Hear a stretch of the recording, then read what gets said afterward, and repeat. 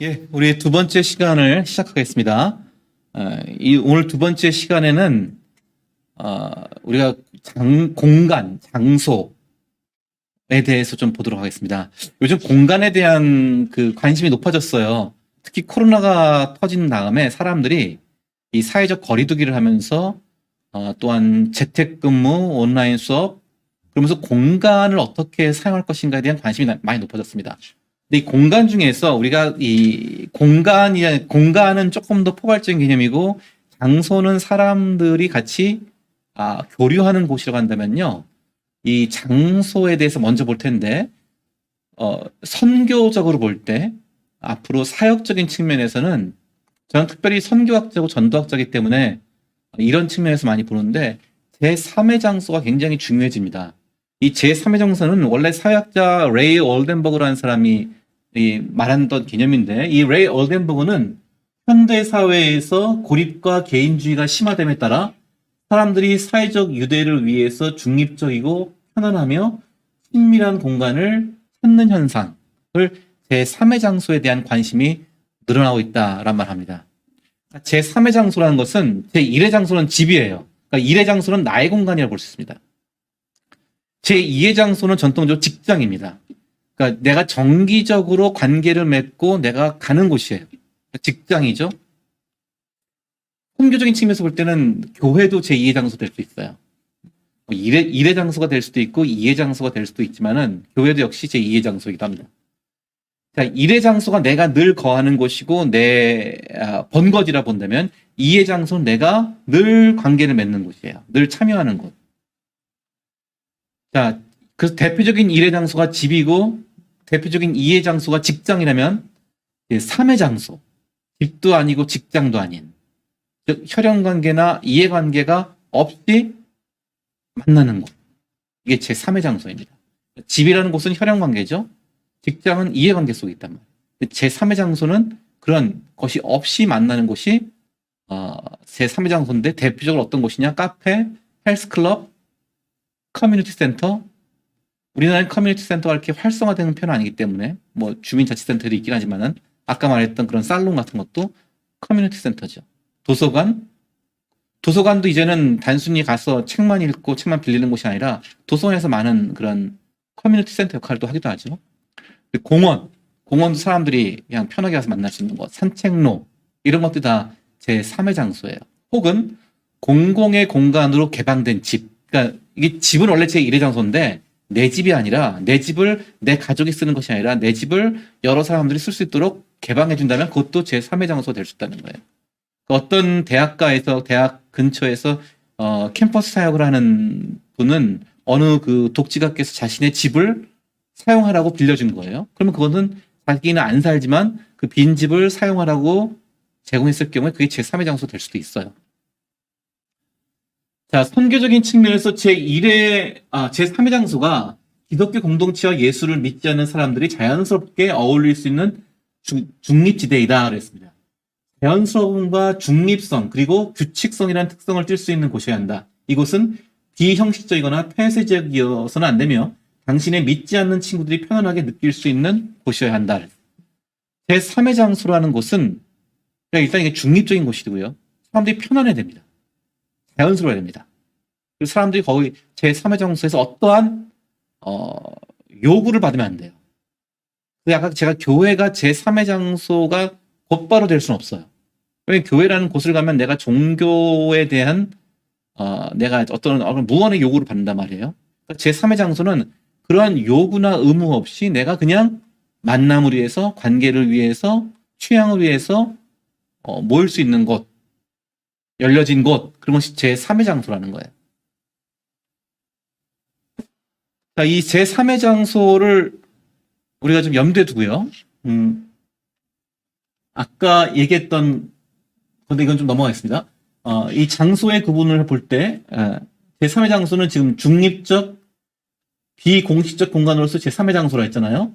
그다음에 이제 팬데믹 시대의 가정 중심의 제1의 장소가 이제 많이 부각되는데 이게 그러다 보니까 가족 전도가 많이 좀 다시 재조명을 받긴 했어요.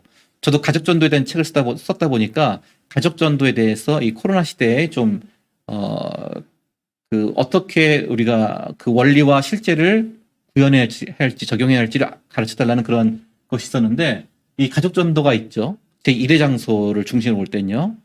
제2의 장소는 이제 일터라고 했는데 그러니까 일터 교회 개척과 선교 이런 것들이 또 하나의 중요한 주제가 되기도 했습니다. 그러다 보니까 이 제3의 장소는 중립적 비공식적 공간인데 그동안 코로나 시대에는 많이 제한을 받았단 말이에요. 그러다 보니까 온 오프라인, 그리고 이걸 온라인 선교란 말인데 온 오프라인을 위한 제4의 장소로서 총체적 공간 선교라는 말도 합니다. 그래서 가상 공간과 실제 공간이 융합되는 그걸 하이브리드로 온라인과 오프라인을 동시에 병행하는 그러한 공동체가 장소가 필요하지 않겠느냐라고 하는 그런 이야기도 나오죠. 그러니까 제3의 장소를 넘어서 제4의 장소가 무엇일까? 그건 온라인, 오프라인이 하이브리드로 융합된 공간. 예를 들어서 예배는 온라인으로 드리고 공동체, 소그룹은 마이크로 커뮤니티로서 작게 모이는 것. 이런 것들이 하나의 제4의 장소 되지 않겠느냐 이러한 분석도 있어요. 최근에 하나 읽은 어느 그 글에서는요. 제4의 장소가 어디냐 했더니 차 안이다 그런 말도 해요. 차. 자동차가 요즘 뭐 차박이라는 말도 있잖아요. 차 안에서 숙박하는 거. 자동차가 앞으로는 전기차가 되고 자율주행차가 되면은 그 자동차 안에서 많은 것들을 해결한다는 거예요. 전기차는 그냥 그 안에 사실은 그냥 우리가 지금 보는 인터넷과 컴퓨터 기능이 그냥 차로 된 거잖아요. 그 차 안에서 자동차 안에서 많은 우리의 일상생활들을 해결할 수 있거든요. 그래서 앞으로는 이 자동차도 제4의 장소가 되지 않을까. 저는 사실은 이런 뭐 기름값이라든지 환경 공해 문제 때문에 차 사용을 좀 줄여야 한다고 생각을 많이 하고 앞으로 가급적 좀 그렇게 되지 않을까 했는데 오히려 지금 차 안에서 사람들이 자기 삶의 많은 것들을 해결한다면은 누구는 자동차가 제4의 장소 될 수 있다. 뭐 이런 얘기도 하더라고요. 어떻게 될지 저도 모르겠습니다. 근데 그러한 예측도 있어요. 자, 이 시간 같이 좀 이야기해보고 싶은 것은 우리가 소그룹 사역을 이야기하는데 과연 소그룹만이 공동체 사역을 위한 유일한 통로인가? 저는 이 문제 제기를 한번 해보고 싶습니다. 자, 우리가 소그룹을 하는 이유는 공동체 사역을 위해서요. 공동체라고 하는 서로 간의 상호 섬김과 교제, 그걸 통해 서로 성장할 수 있고 함께 우리 교회와 우리 공동체에 주어진 맡겨진 사명을 같이 감당하는 그 목표를 위해서 공동체가 필요하고 그 공동체를 잘 구현할 수 있는 형태가 소그룹이다라고 말했는데 그렇게들 얘기하는데 과연 이 소그룹만이 유일한 통로인가? 보통 우리가 소그룹 하면은 한 뭐 3명에서 12명 그 숫자는 그렇게 중요하지 않아요. 한 최소한 3명부터 한 10명, 12명 정도까지를 우리가 소그룹이라고 보는데 그리고 인격적으로 만나서 서로 얼굴과 얼굴을 마주하고 정기적으로 교제하고 서로를 위해서 격려하는 것이 소그룹이라고 하는데 이러한 형태, 소그룹의 형태만이 공동체를 경험할 수 있는 유일한 통로인가? 한번 이 문제 제기를 먼저 한번 던져보고 싶습니다. 자, 소그룹을 통해서 우리가 공동체를 경험하는 것이 중요해요. 공동체라는 것은 소속감과 연대감을 느끼는 것입니다. 근데 우리가 소속감과 연대감을 어디서 느낄까요? 소그룹에서만 느낄까요? 소그룹만이 소속감과 공동체를 느낄 수 있고 경험할 수 있는 유일한 공간이라고 할 때는 우리가 이건 다분히 어떠한 신화 속에 머물러 있는 것이란 겁니다. 소속감은 어떻게 형성되는가? 어떻게 생겨나는가? 사람들이 가지고 있는 신화 중에 더욱 많은 시간을 같이 보내야 한다. 자주 만나야 한다. 그거죠. 더욱 많은 헌신을 해야 된다. 그 공동체 모임에 뭐 좀 음식도 많이 좀 싸가고 거기 와서 같이 서로를 위해서 더 많이 기도도 하고 할 수 있는 그런 중보기도도 해주고 이런 많은 헌신을 해야 한다. 그래야만 소속감을 갖는다. 또는 더욱 뚜렷한 목적이 있어야 한다. 이 공동체가 이 소그룹이 뭐 선교나 구제나 어떤 특정한 목적을 명확하게 가지고 있어야 한다. 혹은 더욱 인격적인 관계여야 한다. 더욱더 친밀하게 지내고 서로 잘 알아야 한다. 더욱 밀접한 관계가 돼야 한다. 이런 것들이 소속감의 신호라는 거예요. 이런 것들이 있어야지 공동체를 경험할 수 있다라고 사람들이 생각하기 때문에 소그룹을 강조하는 거죠. 근데 제가 던진 질문, 과연 소그룹만이 공동체 사역을 위한 유일한 통로인가? 더욱 많은 소그룹들이 있으면 사람들은 더욱 소속감을 느끼는가? 물론 많은 경우에 그렇습니다. 그런데 현실은 어떠냐? 미국 같은 경우에 교회들의 평균 소그룹 참여율, 교인들의 평균 소그룹 참여율이요, 30%가 안 돼요. 그럼 교인들의 70%는 지금 소그룹에 정기적으로 인격적인 교제에 참여하고 있지 않기 때문에 이 사람들은 과연 공동체로부터 벗어나 있는 사람들일까요? 그 사람들이 소그룹에 참여하지 않으면 그들은 이 공동체적 연대감과 소속감을 못 느끼는 것일까요? 제가 전에 교회에서 사역을 할 때 우리 이제 어머니들 모임이었는데 소그룹 이제 먼저 크게 같이 이제 전체 특강을 한 다음에 끝나고 소그룹으로 흩어지는 모임이 있었습니다. 이 소그룹 참여율을 높이기 위해서 여러 가지 사실 많은 아이디어를 내봤어요.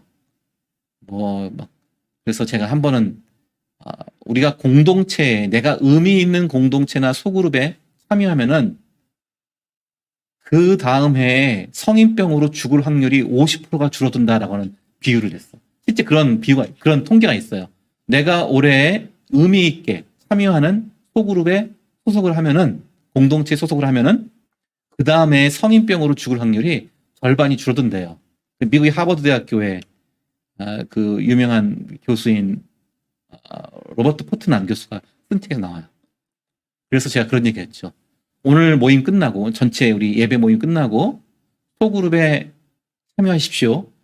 여러분, 소그룹에 참여할 것이냐 아니냐가 아니라 소그룹에 참여할 것이냐 죽을 것이냐의 문제입니다. 이렇게 막 그냥 으름장도 놓기도 했어요.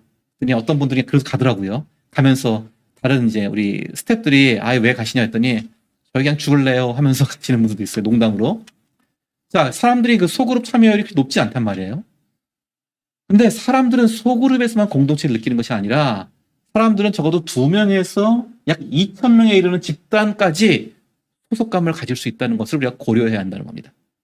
이게 권장한다는 건 아니에요.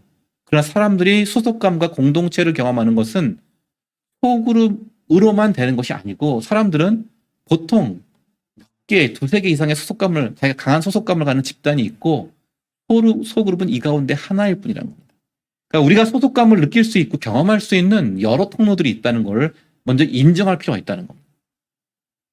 이거는 제가 이제 에드워드 홀이라고 하는 인류학자가 쓴 숨겨진 차원이라는 책에서 좀 인용하는 바인데요. 이 에드워드 홀은 사람들이 소속감을 느끼는 공간은 굉장히 다차원적이라는 거예요.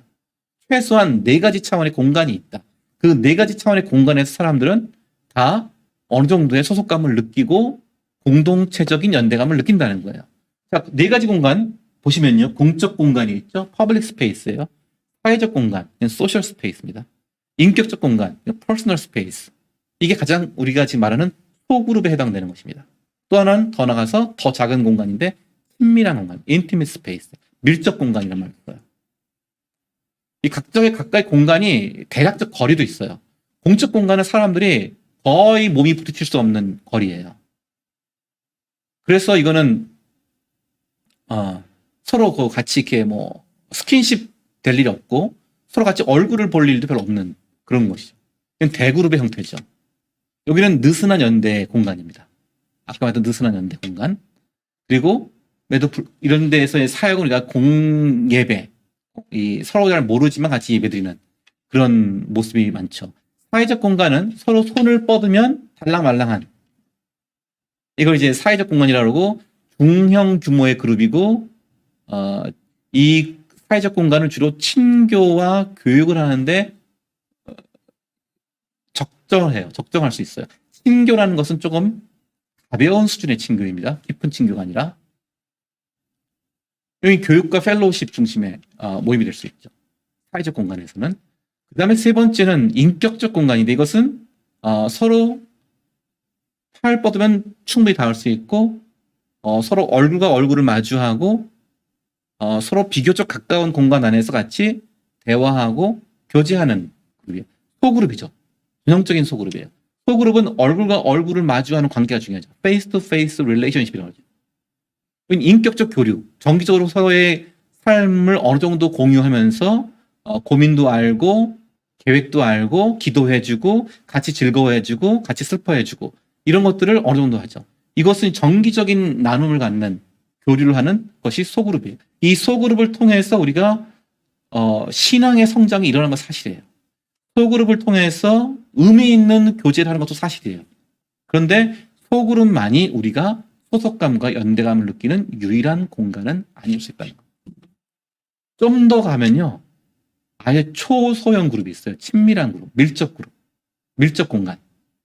이거는 굉장히 적나라한 관계. 개인적, 인격적 만남이 더 고도화되는 거예요.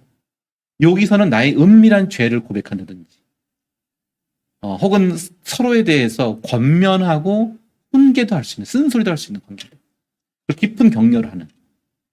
이건 개인의 각자에 맞는 아주 신뢰할 만한 안전한 관계 속에서 서로 삶을 성장시킬 수 있는, 서로를 치유할 수 있는 모임, 이게 친밀한 관계, 밀접거리라고.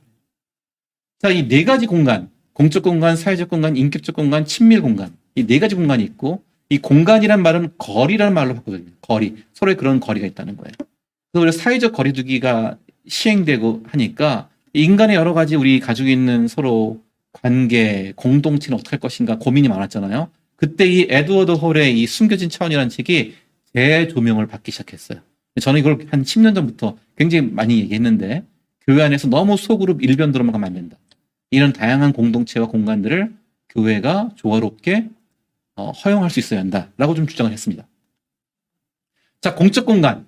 이건 이제 사람들이 큰 헌신 없이 그냥 일반적인 사회적 순응하는 곳이에요.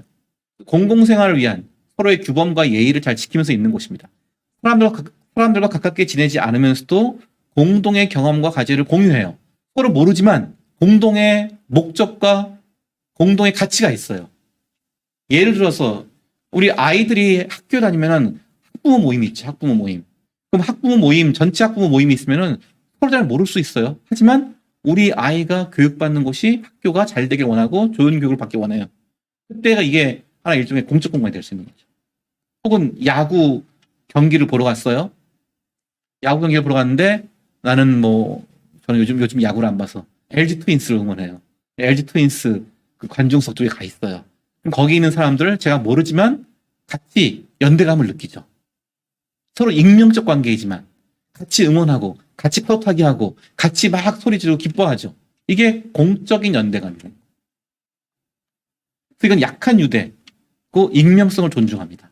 그리고 이거는 지속되지 않아요. 단회적이에요. 같이 야구 경기 한번 보러 갔을 때만 느끼는 거예요. 현장에서만 잠깐 느끼는 거예요. 간헐적으로 만나요. 주어진 정기적인 만남이 아닐 수도 있어요. 밀접한 관계나 신체 접촉 없는 공적 공간을 사람들이 편안해 할 수 있죠. 그래서 대형 교회를 많이 가요. 자, 이러한 공적 공간에서는 앞으로 이 낯선 자들을 구성원으로 받아들일 수 있는 좋은 솜씨와 전략이 굉장히 중요하다고 봅니다. 왜냐하면 많은 사람들이 스트레인저로 오거든요. 여기는 낯선 자로 오기 때문에 그들을 어떻게 우리 공간을 좀 더 소속감을 갖게 할 것인가가 굉장히 중요한 과제가 되겠죠. 보통의 대형 교회 혹은 어느 정도 규모 있는 교회의 예배의 공간은 이런 공적 공간, 퍼블릭 스페이스예요.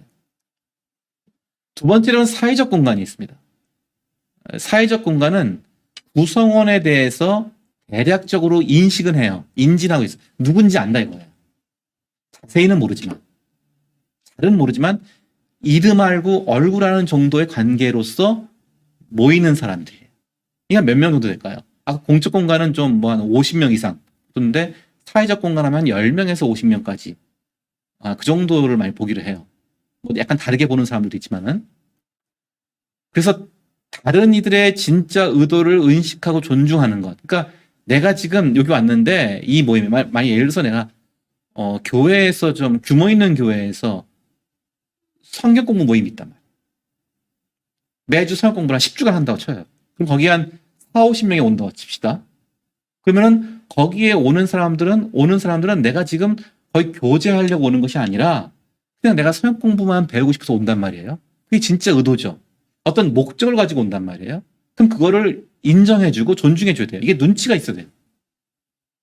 그러니까 다른 사람이 아직 그 모임에 와서 무슨 서로 깊은 교제에 들어가는 게 아니라 나는 조금 와서 조금 아직 다른 사람들하고 친밀한 관계에는 맺지 않고 그냥 성경만 공부하고 가겠다. 이런 종류의 사람들도 많이 있어요. 아까 교회를 공적 공간으로 올려놓은 사람들만 있고 교회에서 사회적 공간 정도로만 있으려고 하는 사람이 있어요. 이럴 때 그 안에 적극적으로 참여한 사람이 있고 소극적으로 참여한 사람이 있는데 그들을 모두 존중하고 조화를 이루는 게 사회적 공간을 이루는 데서 굉장히 중요하다는 겁니다. 이분들은 즉흥적이고 간단한 간략한 교류를 할 수 있어요. 우리 서양 공부 모임 있어도 뒤에다가 이렇게 박아놓고 거기서 잠시 가서 먹으면서 잠시 눈 스치고 인사하고 간단한 서로 소개하고 이 정도는 할 수 있죠. 너무 많은 걸 요구하지 않지만 너무 소홀히 여겨도 안 됩니다. 이게 참 애매모호한 지점이에요. 너무 여기 뭐 꼭 오세요. 뭐 우리 같이 끝나고 같이 또 만나요. 뭐 뒤풀이에 이런 것까지 요구하는 건 좀 부담스러워요. 하지만 또 너무 또 모른 척하고 무시하고 외면하면 그것도 싫다는 거. 굉장히 애매한 지점인데 사실상 많은 사람들이 이 지점에 있어요.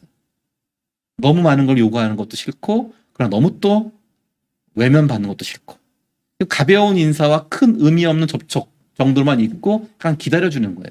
그리고 이것이 공동체적 관계를 위한 중요한 진입로가 된다고 합니다. 미국의 선교적 교회 운동에서는요, 이 사회적 공간을 선교적으로 매우 중요한 공간으로 보고 있습니다. 사람들이 약간 자기를 그렇게 많이 드러내지 않으면서도 참여할 수 있는 그런 모임들, 그런 공간. 이게 필요하다는 거죠. 세 번째로 우리가 가장 익숙한 소그룹에 해당되는 인격적 공간입니다. 정기적이고 장기적으로 얼굴과 얼굴을 마주하는 교류를 말합니다. 과도하지 않은 수준에서의 사적 경험과 생활을 나눠야 돼요. 과도하지 않은 수준이어야 돼요. 그러니까 너무 많은 적나라한 교제라는 것이 아니라 어느 정도 자기가 밝힐 것이 있고 나눌 것이 있고 기도를 부탁할 수준이 있다는 거예요. 우리 남편이 바람 피고 있어요. 기도해. 이건 뭐 말 못할 수가 있어요. 이 정도가 아니라 우리 가족이 좀 서로 잘 화목하게 지낼 수 있도록 기도해 주. 이렇게 이 정도로 말할 수 있는 거죠. 다른 사람의 삶에 대한 적절한 수준의 관심과 도움, 적절한 수준이 중요해요. 너무 많이 알려고 하면 안 돼요. 너무 많이 개입하고 참견하면 안 되고 그 사람이 밝히는 수준까지만 같이 나누고 관심 가져주는 거예요. 도와주는 거예요. 의미 있는 신체적 접촉, 성적이지 않은, 요즘은 더 조심해야 될 것 같은데 같이 뭐 악수하고 투석투석 거리는 정도의 수준. 이것도 요즘은 조심해야 될 것 같은데 이성 간에는요. 그리고 공적인 책임감 속에서 만나는 거예요. 사적인 만남은 아니에요. 인격적 공간이라 하더라도 이것은 공적 책임감 속에서 만나는 거죠. 사적으로 개인적으로 만나는 건 아니에요. 그리고 이것은 같이 소그룹에서는 상호 비밀을 유지하는 것도 굉장히 중요하죠. 사회적 공간, 공적 공간에서는 상호 비밀이 없어요. 그러나 인격적 공간에서는 자기의 삶을 좀 나누기 때문에 그거를 그 안에서만 지켜주는 건 굉장히 중요해요. 이 상호 비밀 유지가 안 되면요, 이 소그룹이 깨집니다. 굉장히 중요한 이 소그룹에 헌신하고 소그룹에 참여하는 사람들이 반드시 지켜야 할 중요한 기준이 상호 비밀을 유지하는 거예요. 이 소그룹이 잘 활성화되면은 그게 1대1 관계로 뒤에 나오는 밀접 관계, 친밀 관계로 발전할 수 있는 가능성이 있게 됩니다. 자, 마지막으로 친밀한 공간이에요. 자, 아까 그 소그룹은 몇 명이냐? 3명에서 12명 얘기했죠? 제가 생각하기에는 3명에서 10명 내외 10명이 넘으면 안 좋은 것 같아요. 우리나라 사람들의 소그룹 경험은요. 우리나라 사람들의 소그룹 경험은 미국 사람들에 비해서는 좀 작은 것 같아요. 제가 보기에는. 실제로 아까 말했던 에드워드 홀도요. 이 공적 공간, 사회적 공간, 인격적 공간, 친밀한 공간을 구분하면서 각 사람과 사람 사이의 거리를 얘기하잖아요. 그 거리가 동양 사람들 경우, 일본의 예를 들면서 동양 사람들의 경우에는 좀 더 이게 작다고 그래요. 그러니까 우리는 제가 미국 교회에 다닐 때 그 소그룹에 참여해 보니까 이 소그룹이 한 15명, 20명 모여도요. 굉장히 말들 잘하더라고요. 서로. 되게 편하게 얘기를 하고 자기 뭐 직장 얘기도 해요. 자기 이번에 직장에서 뭐 해고당했다. 다음 직장 찾는다. 뭐 이런 얘기도 다 나누더라고요. 근데 우리 같으면은 15명, 20명 되면은 잘 말 못할 것 같은데 미국 사람들은 조금 더 그런 토론 문화가 어릴 때부터 많이 발달해서 그런지 자기 얘기를 그냥 서스럼없이 많이들 꺼내더라고요. 근데 우리는 조금 더 인격적 공간에서는 그 정도 되면 우리는 좀 부담스러워하는 것 같아요. 그래서 제가 경험한 바로는 10명 이하여야 되지 않을까. 이 소그룹 나눔은. 그런 생각을 합니다. 자, 네 번째로는 친밀한 공간입니다. 이건 적나라한 정보를 공유하고 적나라한 관계를 맺는. Naked 릴레이션십이라는 말을 써요. 자기를 벗은 관계. 이건 가족 관계죠. 자신의 진정한 모습과 내면을 드러낼 수 있어야 돼요. 가족에서 이런 관계가 맺어지는데 요즘은 이제 가족이 충분치 않으니까 대안가족, 새로운 가족, 사회적 가족이라는 측면에서 이 친밀한 공간을 경험하는 하고 싶은 사람들이 많이 늘어나고 있어요. 친밀한 공간도 굉장히 중요하고 특별히 지금 코로나 이후에 우리가 개인의 취향과 개인의 관심사가 더 높아지는 시대에는 이런 친밀한 공간들도 많이 필요하다고 생각해요. 이 친밀한 공간 속에서 사람들이 핵심적인 자아, 자기의 진정한 모습, 기질, 은사, 필요, 갈망 등을 정직하게 나눌 수 있고 그게 정직하게 나눠도 안전하고 신뢰할 만하다. 역할이나 기능에 의한 만남이 아닌 우정적 관계로서의 만남이 되야 됩니다. 서로에 대해서 인격적 친밀함의 그 온도가 더욱더 깊어야 됩니다. 더 뜨거워야 됩니다. 거의 대안가족적 만남이에요. 근데 이 사람은 이게 있어야지 치유가 되고 위로가 되고 힘을 얻어요. 물론 인격적 공간 소그룹을 통해서도 많은 도움을 받지만은 그거는 조금 약간은 피상적일 수도 있어요. 깊이 있는 나눔을 할 수 없기 때문에. 그러나 친밀한 공간에서 비로소 나 자신을 드러낼 수 있고 그래서 내가 숨겨왔고 은밀했고 억압되어 있던 것들을 해소할 수 있는 그런 경험을 하게 됩니다. 이 인티밋 스페이스. 사람들은 이러한 공간에서 자기를 비로소 완전히 드러낼 수 있다는 거죠. 자, 네 가지 공간을 얘기했습니다.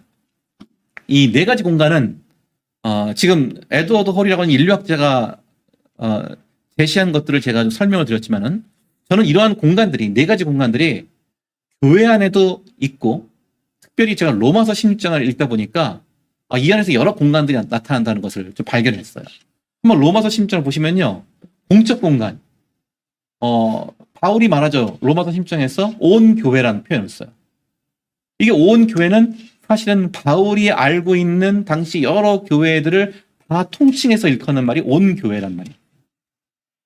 자, 그 당시 사람들은 역시 여러 종류의 교회에 참여하고 있습니다. 여러 교회들이 많았어요. 근데 그것들이 다 합쳐서 교회는 지역마다 다르지만 우리 모두가 하나의 그리스도의 교회로서의 공동 정체성을 가지고 있죠. 저는 이걸 공적 공간으로서의 교회 역할이라고 봐요. 로마서 16장 23절을 보면은 바울이 이렇게 말하잖아요. 나와 온 교회를 돌봐주는 가이오도 너에게 문안하고 온 교회를 돌봐주는 바울의 아마 사역의 여러 교회들을 같이 관할해주는 그런 온 교회가 있었어요. 로마 교회도 그 교회 중에 하나일 뿐이에요.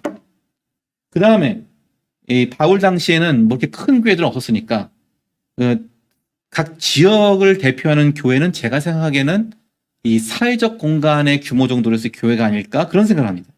왜냐하면 당시의 교회는 대부분 뭐 카타콤에서도 모이긴 했지만은 대체로 약간 재력 있는 집안, 귀족 집안의 그 집안에서 많이 모였단 말이에요. 그러면 거기에서 모일 수 있는 숫자는 우리가 예측하기로 한 30명, 40명 뭐 이 정도라고 그래요. 그러면 아까 말했던 사회적 공간의 규모겠죠. 그래서 이 로마 교회가 아마도 브리스가와 아굴라의 집에서 모이지 않았을까. 바울이 로마서 16장 5절 보면요. 브리스가와 아굴라에게 문안하라 그러면서 또 저의 집에 있는 교회에도 문안하라 그래요. 브리스가와 아굴라의 집에 있는 교회죠. 이 말을 하는 거 보면은 아마 그 브리스가와 아굴라가 좀 돈이 있는 집이었고 다국적 기업을 거느린 집안이었기 때문에 아마 그 집안에서 한 수십 명의 교인들이 모이지 않았을까 예측을 하죠. 이게 사회적 공간이라고 볼 수 있어요. 그 다음에 브리스가와 아굴라의 집에서 모이는 교회가 아니라 또 다른 교회들이 있었는데요. 그 교회들은 뭐냐면은 나기수의 가족, 10절에 나오는 아리스토블로의 권속. 아리스토블로의 권속이라고 말을 하죠.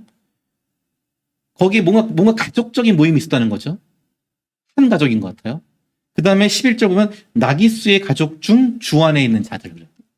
나기수의 가족으로서 함께 있는 성도들.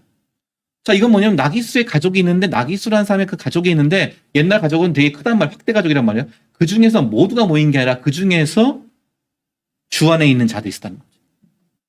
자, 이것도 보면은 뭔가 그 한 가정을 중심으로 해서 소수가 모인.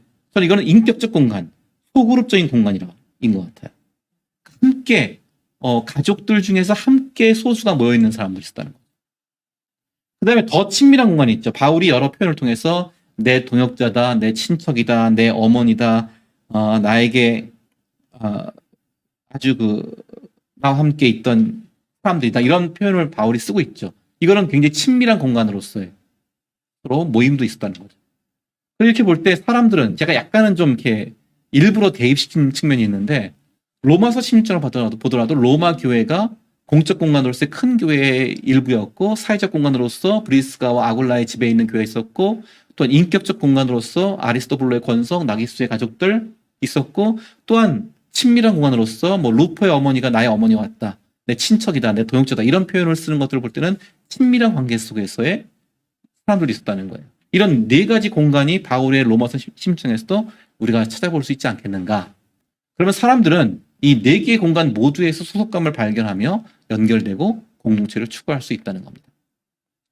그래서 사람들이 제가 PU라고 하는데 PU는 퍼블릭 스페이스예요. 내가 익명으로 소속감을 느끼는 집단이 한 8개 정도 될 수 있다. 대략적으로. 뭐 국가가 있죠. 학교가 있죠. 동네가 있죠. 뭐 이런 거 다 합하면. 소셜 스페이스가 그 절반. 공적 공간보다 한 절반 정도는 소셜 스페이스를 갖고 있다는 거. 그 다음에 인격적 공간은 그 소셜 스페이스보다 한 절반 정도. 그리고 인티메 스페이스 하나 정도. 가족 누구나 있으니까요. 자, 이런 다양한 공간들이 우리의 삶 속에서 실제 경험되고 있고 실제 의미를 주고 있는데 너무 소그룹 하나에만 집중하는 것은 온당치 못하다. 이런 얘기를 하는 겁니다. 자, 그러나 사람들은 이제 이런 공간들을 서로 교차적으로 경험을 합니다. 반드시 한 공간에 머물러 있으면 안 되고 그 공간에서 좀 더 다른 공간으로 전환하는 게 필요해요. 그러니까 모든 관계들은 이 네 개의 공간을 교차하며 움직인다는 거예요. 따라서 공간이 바뀔 때는요, 섬세한 배려가 필요합니다. 일방적으로 그 공간, 네가 지금 공적 공간에 있는데 너 소그룹에 들어가 라고 하면 안 된다는 거예요. 그래서 예배 중에 이 공간은 어떻게 전환되느냐 몇 가지 살펴봅시다. 예배 중에 우리가 공간 전환을 경험해요. 어떻게 경험하느냐. 일단 내가 어느 정도 규모 있는 수백 명이 드리는 예배 드리는 곳에 있다고 쳐요. 그럼 나는 거기서 퍼블릭 스페이스로서 약간 서로 모르는 익명적 관계로서 그 예배에 참여합니다. 근데 갑자기 이 퍼블릭 스페이스가 공적 공간이 갑자기 어느 순간인가 예배 중에 사회적 공간, 인격적 공간, 친밀한 공간으로 급격한 변화를 경험하는 경우가 있어요. 언제냐? 예배 드리는데 갑자기 성도의 교제 시간이 됐습니다. 목사님께서 말씀하세요. 지금 옆에 있는 사람과 서로 인사하십시오. 서로 잘 왔습니다. 잘 오셨습니다. 뭐 인사하라고 그래요. 자, 이거는 아까 말했죠? 가벼운 인사라는 거, 소셜 스페이스. 옆 사람 내가 몰랐는데 내가 같이 인사해요. 앞뒤 사람하고 인사라고 그래요. 그러면 같이 인사하죠. 잠깐 눈 맞추면서 인사하는 거죠. 소셜 스페이스 된 거예요. 자, 퍼블릭 스페이스에서 소셜 스페이스로 전환되는 거는 비교적 어렵지 않아요. 근데 어떤 목사님들은 더 많은 공간의 전환을 요구합니다. 자, 옆 사람과 얼굴을 마주하고 악수하시면서 서로 사랑합니다 라고 인사하세요. 갑자기 사랑이라는 단어를 끊으래.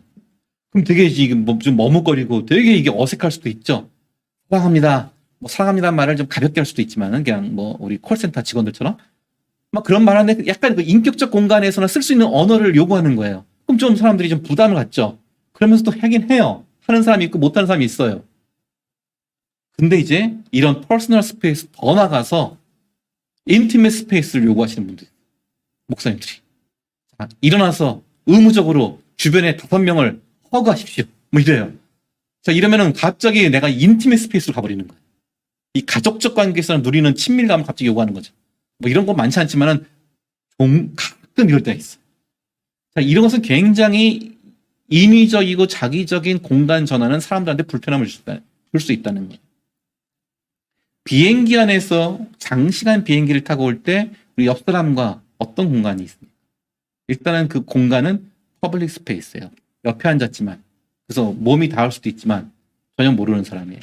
하지만 이것이 조금 더 이제 너무 오랜 시간 같이 있다 보니까 화장실을 사용할 때 서로 이렇게 양해를 구해야 되고 그러다 보면은 살짝 인사할 수 있고 그러면 이게 소셜 스페이스 되죠?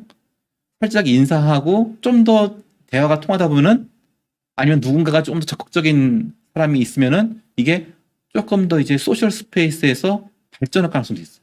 그게 퍼스널 스페이스 근처까지 갈 수도 있어요. 옆판제이기 때문에. 대화를 나누다 보면. 저도 그런 적이 있어요. 저도 미국에서 한국으로 올 때 비행기를 타고 오는데 옆에 홍콩 여성분이 앉아 계셨어요. 근데 참 희한한 게 이게 다른 나라 분이고 영어를 쓰다 보니까 조금 덜 어색하게 덜 부담 없이 대화를 할 수가 있더라고요. 이게 한국에 사시는 분이면 제가 좀 괜히 오해받을까봐 더 좀 자제를 해서 조심했을 텐데 홍콩에 가시는 분이고 한국 거쳐서 홍콩 가시는 분이고 그리고 영어를 쓰다 보니까 저도 영어가 좀 딸리긴 하지만 그래도 약간 서로 이렇게 대화하는데 조금 대화가 뭐랄까요? 조금 좀 약간 약간 공식적인 대화가 돼요. 그러다 보니까 조금 편하게 얘기하면서 그 안에서 저도 같이 이 사람과 계속 이야기를 나누다가요. 거기서 이분하고 이제 서로 뭐 하는지도 이야기하고 뭐 종교에 대해서도 이야기하고 마침 제가 영어로 가지고 있던 전도지가 있어서 그 전도지 같이 나누고 복음을 나누고 그분이 저한테도 고맙다고 하고 저한테 이메일을 보내서 자기가 이제 교회를 나갈 준비가 되었다는 말까지 했어요. 나중에. 그러니까 이게 굉장히 거의 퍼스널 스페이스까지 간 거죠. 소셜 스페이스에서 퍼스널 스페이스 중간쯤 왔다 갔다 한 거죠. 이렇게 비행기 안에서 자연스럽게 그는 이러한 공간의 전환이 일어났던 겁니다. 그래서 이 공간의 전환은 통제나 계획에 의해서 일어날 수 없습니다. 억지로 다른 공간을 갈 수가 없어요. 일단 퍼블릭 스페이스에 있는 사람, 거기 머물고자 하는 사람, 소셜 스페이스, 사회적 공간에 머물고자 하는 사람들 다 존중해 줘야 한다는 겁니다. 근데 퍼블릭 스페이스에 온 사람이 갑자기 인티메 스페이스로 끌고 가는 경우도 있어요. 그래서 굉장히 자기의 깊은 비밀과 상처와 과거의 흑역사까지 막 밝히고 고백하게 하면은 저는 그거는 굉장히 이런 사람들이 자연스럽지 못한 공개를 요구하는 것은 굉장히 많은 또 나중에 후회와 통제하기 힘든 그런 상황도 있으리라는 그 우려를 가져요. 공간의 전환은 환경적 임계점, 자연스럽게 이 공간의 전환이 필요하다고 느낄 때 일어난다는 거예요. 예수님께서 십자가에서 그 육신의 어머니 마리아를 요한에게 맡기신 것처럼. 왜냐하면 본인이 십자가에서 돌아가시고 이제 부활하신 다음에도 아버지에게 갈 거니까 그 육신의 어머니를 맡겼죠. 이러한 환경적 임계점에서 일어난다는 겁니다. 부부 사이에도 공간 전환이 일어날 수 있어요. 부부는 항상 친밀한 공간에만 있는 게 아닙니다. 부부 사이에서도 인격적 공간에서 친구처럼 지낼 수도 있고요. 중년 이상 되면은 부부 사이가 친구 관계 같이 되는 게 자연스러워요. 혹은 부부가 같은 어떤 일을 한다면은 그 사회적 공간에서 업무 관계로 또 있을 수도 있고요. 혹은 공적 공간에 부부가 서로 있을 수 있다는 것도 인정해야 돼요. 각자 선호하는 정당이 다르면은 그 인정해줘야 돼요. 그것까지 꼭 같아야 될 필요는 없어요. 그러니까 부부 관계에서 이런 공적 공간, 사회적 공간, 인격적 공간, 친밀한 공간이 자연스럽게 일어날 수 있는 거예요. 하나님과의 우리 관계에서도 공간이 자연스럽게 일어날 수 있어요. 하나님과의 관계가 이 겉모습으로는 규정될 수 없는 관계죠. 알곡과 가라지의 비유, 그물의 비유, 두 아들의 비유를 보면요. 둘째 아들은 아버지를 떠나서 멀리 방탕하고 죄를 졌어요. 큰 아들은 아버지와 함께 있었어요. 가까이 있었어요. 하지만 아버지와 그 두 아들의 관계가 가까이 있었다 해서 꼭 친밀한 관계는 아니었어요. 오히려 아버지의 뜻을 잘 몰랐어요. 큰 아들은. 둘째 아들은 아버지와 멀리 떨어져 있었으나 아버지 앞에 완전히 항복하고 나와서 아버지의 사랑을 더 경험한 관계가 되었죠. 우리가 꼭 친밀한 관계 속에 있다. 교회에서 꼭 소그룹 사역을 한다. 소그룹 사역 안에 있다고 해서 영적으로 우리가 과연 더 깊은 관계에 깊은 성장하고 있느냐? 이렇게 말할 수 없다고 봅니다. 예수님의 관계도 보시면요. 예수님도 백부장이 자기의 종을 고쳐달라고 할 때 이스라엘에서 이보다 더 믿음이 좋은 자를 본 일이 없다라고 말씀합니다. 백부장은 예수님과 관계는 거의 공적 관계 속에 있던 사람입니다. 공적 공간에서 예수님과 관계하던 사람이었어요. 겟세마네 동산의 제자들도 예수님과 늘 가까이 있던 사람이지만 겟세마네에서는 예수님과 잠시도 같이 있지 못하는 오히려 더 진정한 소속감을 못 느끼던 사람들이었어요. 예수님이 제자들을 보내실 때도 파송하실 때도 예수님의 제자 측에도 핵심 제자들이 있었죠. 베드로와 요한과 야고보. 그러나 또 12제자라고 하는 소그룹의 모임도 있었죠. 파송된 70을은 좀 사회적 공간에서의 제자들이었죠. 그리고 나중에 오순절 다락방 사건이 일어날 때 120신도, 나중에 예수님의 부활을 목격한 500명의 증인, 이들은 공적인 공간 속에 있던 예수님의 제자들이었어요. 예수님의 제자들도 이렇게 여러 공간에서 분포되어 있던 걸 볼 수 있습니다. 따라서 우리가 중요한 것은 사람들이 각자 다양한 공간 속에 있을 때 그들에게 의미 있는 연대감과 소속감을 부여하는 것이지 한 가지 공간으로만 사람들을 몰아넣는 것은 아니다 라고 볼 수 있습니다. 소그룹은 주로 인격적 공간에 있긴 하지만은 때로는 소그룹이 약간은 사회적 공간을 걸칠 수도 있고요. 또는 친밀한 공간을 걸칠 수도 있어요. 친밀한 공간이다 하면 한 두세 명 이상, 한 네다섯 명 정도에서도 친밀해질 수가 있죠. 가능성이 있어요. 그 소그룹이 될 수도 있어요. 소그룹이 또한 사회적 공간, 한 10명 넘어가는 소그룹일 경우에는 10명이면 조금 깊이 있는 교제는 하지 않더라도 사람들에게 좀 편안함을 줄 수 있는 그런 소그룹도 가능하죠. 10명에서 15명 정도, 15명 정도 되면요. 그것도 역시 소그룹인데 사람들이 조금 더 이거는 뭐랄까요? 너무 긴밀하지 않고 약간의 그 자유를 줄 수 있는, 참여의 자유를 주는 그런 소그룹도 필요할 수가 있어요. 내가 그 모임에 안 가면 너무 티가 나는, 그래서 부담되는 그런 공간이라면 사람들이 아직 준비가 안 된 사람들은 오히려 참여하기가 어려울 수 있다는 거죠. 전통사회에서 도시산업사회로 갈 때는요, 주로 이 소그룹이나 인격적 친밀 그룹이 더 많이만 있는 경우가 있고요. 이건 좀 짧게 넘어갑시다. 개인주의 소비주의 시대, 오늘날에는요, 좀 가족이라고 하는 친밀 그룹과 큰 규모의 공적 그룹만 커지는 경향이 있어요. 그럼 이게 공간의 양극화가 일어나면서 사람들이 자기를 뭔가 의미 있는 접촉과 관계 속에 들어갈 수 있는 사회적 공간, 인격적 공간은 굉장히 결핍될 수 있다는 겁니다. 요즘 인격적 공간을 소그룹은 교회가 꽤도 관심을 갖고 열심히 하려고 하는데 사회적 그룹들을 한번 좀 사회적 공간으로서의 역할도 한번 우리가 다시 한번 되돌아볼 필요가 있습니다. 이건 좀 넘어갑시다. 이건 좀 복잡해지니까 넘어가고요. 자, 공간과 사역의 의미를 다시 한번 정의해 봅시다. 자, 보통 공적 공간은 예배였어요. 중대형 교회에서는 예배 자체가 공적 공간입니다. 보통 큰 집회 같은 것들도 공적 공간이죠. 근데 포스트 코로나가 되면요, 아마 예배는 현장 예배가 계속 이제 앞으로 많이 복원되면서 동시에 온라인 예배도 계속 지속될 것 같아요. 그러면 온라인 예배라고 하는 공적 공간도 계속 앞으로 함께 할 수밖에 없을 겁니다. 왜냐하면 사람들이 이미 온라인으로 가능하다는 것을 경험을 했어요. 얼만큼 많은 분들이 현장 예배로 복귀할지는 알 수 없지만 지금 뭐 통계에 의하면 한 7, 80%는 돌아오실 거라고 그랬죠. 그러나 또한 20% 정도는 그냥 온라인으로 있겠다. 아니면 교회를 뭐 떠나는 사람도 있을 수 있지만 그런 사람도 꽤 많이 나왔어요. 그러니까 온라인 예배도 역시 앞으로 포스트 코로나 시대에는 공적 공간으로서 사람들에게 부여될 수 있어야 한답니다. 사회적 공간은 중소형 교회 예배는 사회적 공간 정도 규모가 되겠죠. 그리고 이 사회적 공간은 또한 이 교육 기능, 아까 말했던 서양 공부나 세미나 같은 것들, 그런 것들은 교회에서 보통 사회적 공간으로 있던 곳이었어요. 근데 앞으로 포스트 코로나 시대 되면요, 이 사회적 공간이 제가 보기에는 선교적 공동체라고 하는 좀 앞으로 이 나와 비슷한 사람들끼리 함께 모여서 우리가 취미와 관심사를 공유하면서 선교가 이루어지는 선교적 공동체가 앞으로 사회적 공간에 굉장히 중요한 역할을 할 거라고 예상을 합니다. 디아코니아 사역.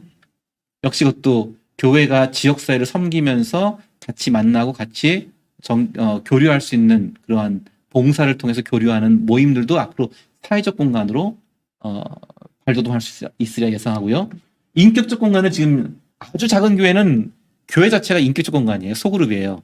예, 그러나 또한 일반적인 교회들에서는 소그룹 나눔들이 많이 있죠. 구역이라든지 목장 같은 셀 같은. 포스트 코로나 시대가 되면은 앞으로 소그룹은 교회에서 위에서부터 그룹핑해주는 소그룹이 아니라 은사에 따라서, 저는 이제 취향과 관심사를 우리가 기독교적 용어로는 은사가 아닐까 그런 생각을 해요. 그래서 은사 중심의 공동체. 내가 관심 있고 내가 좋아하는 것은 어떤 면에서 하나님께서 나에게 주신 은사일 수 있거든요.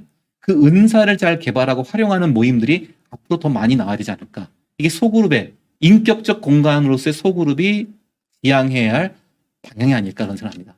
그리고 앞으로 마이크로 철치라고 하는 이 아주 작은 소그룹에서의 교회 개척이라든지 혹은 그런 교회 사역들이 더 늘어날 가능성이 높다고 봅니다. 뒤에서 좀 설명드리겠습니다. 그리고 친밀한 공간은 앞으로 그동안 예배는 아주 가족들끼리 드는 교회도 역시 친밀 공간이었고 교회 안에서 일반적인 교회 안에서는 멘토링, 뭐 1대1 나눔 같은 것들이 많이 친밀한 공간이었는데 앞으로는 이 가족적 돌봄, 사회적 가족, 대안적 가족을 경험시켜 주는 것이 친밀한 공간에 대한 사람들의 그 니즈를 해결하는 중요한 길이라고 봐요. 그래서 이 가족적 돌봄을 제공할 수 있는 사회적 가족, 대안적 가족 사역도 굉장히 앞으로 필요하다고 생각을 합니다.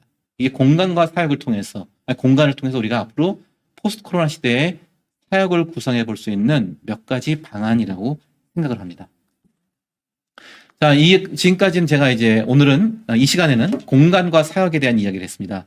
우리가 어떠한 공간을 경험할 수 있고 그걸 통해서 다양한 차원에서 공동체와 소속감을 우리가 경험할 수 있다. 그리고 이 모든 사회적 공간, 인격적 공간, 공적 공간, 친밀한 공간은 우리 모두에게 언젠간 다 필요할 수 있는 곳이에요. 공적 공간에 머물고자 싶어하는 사람에게 너무 인격적 공간에 친밀한 공간을 요구하는 것은 적절치 않을 수 있다는 거예요. 계속 기회는 제공해줘요. 기회는 제공해주고 이러한 것이 있다는 걸 알려줘요. 그러나 선택은 그들이 하는 거죠. 그렇게 교회는 그래서 다양한 공간, 다양한 공동체, 다양한 사역의 기회들을 제공할 필요가 있다. 너무 소그룹 일변으로만 생각하지 말자. 그러나 소그룹이 이 중에서는 가장 사회적 공간에도 걸칠 수 있고 인격적 공간도 할 수가 있고 또한 친밀한 공간과도 연결될 수 있는 좀 범용성이 있는 공간인 것은 분명하다. 점을 여러분 인식하시기 바랍니다. 이제 잠시 한 10분간 휴식을 하고 마지막 시간을 또 갖도록 하겠습니다.